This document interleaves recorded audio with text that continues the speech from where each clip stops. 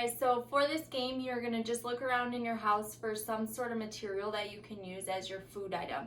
So in my household, I have a bag of almonds that I could use. I have some peanuts that would work. I have a box of Apple Jacks, a box of M&Ms, and then if you don't feel like using food, it's totally okay to just use a piece of paper. All you need is 50 little pieces of whatever item you choose. As my food source, I've chosen almonds to use, and I've placed 50 pieces within our cookie sheet here. Now, the next portion for you and your family is to decide who's gonna use what utensil. So if I choose to use the spatula as my utensil, then the other people that I'm gonna be playing with cannot use a spatula. They would have to use one of the many other food beak choices. So maybe a whisk, maybe the slotted spoon, or whatever else they choose, or whatever else you have available in your house. So once you've decided that, then you need to figure out what's gonna represent your stomach of the bird. Because remember, we are symbolizing birds. These utensils are considered your beak, and this is your feeding tool. So for options for your stomach, you could use something like a paper plate. You can use something like a napkin. You could use a bowl. The options are endless. So it's totally up to you and your family and what you have available to represent your stomach. For my game, I'm just going to use paper plates. So I'm going to set up 2 because there's only going to be 2 of us playing.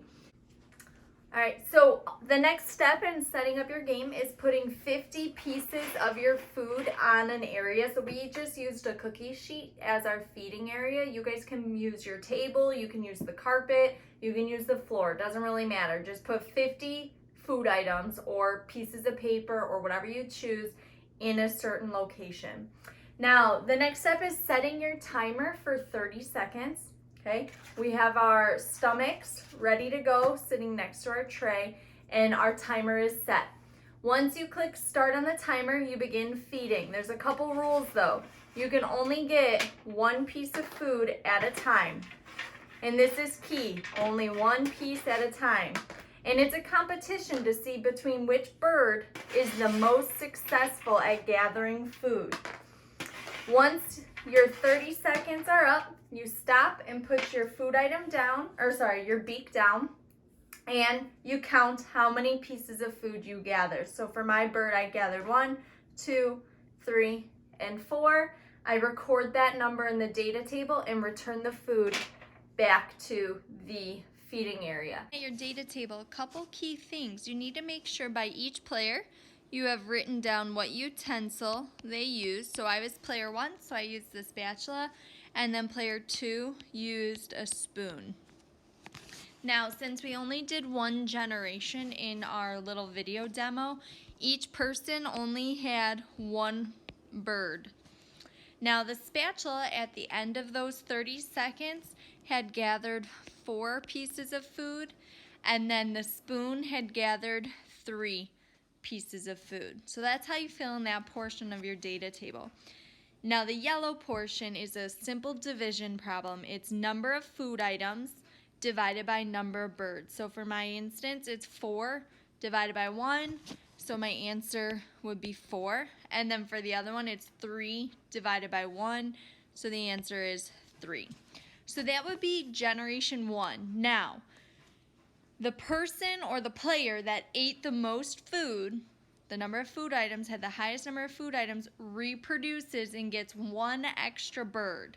So the spatula would be 2 birds in the next generation. The person with the least amount of food goes extinct. So unfortunately, since I only played with 1 other person, the spoon has gone extinct and is not playing anymore. So then I would run the simulation again, and I would set the timer for another 30 seconds, eat food, and move on. So once you've filled out your data table and you are ready to continue on to generation 2, you're just going to follow the same procedure that we just talked about. And you're going to do this a total of 4 times. Remember, if you have any questions, that your teachers are available via email, Canvas, or any other form that they have told you to reach out to them. So continue practicing and reach out if you have any questions. Good luck. Shoot!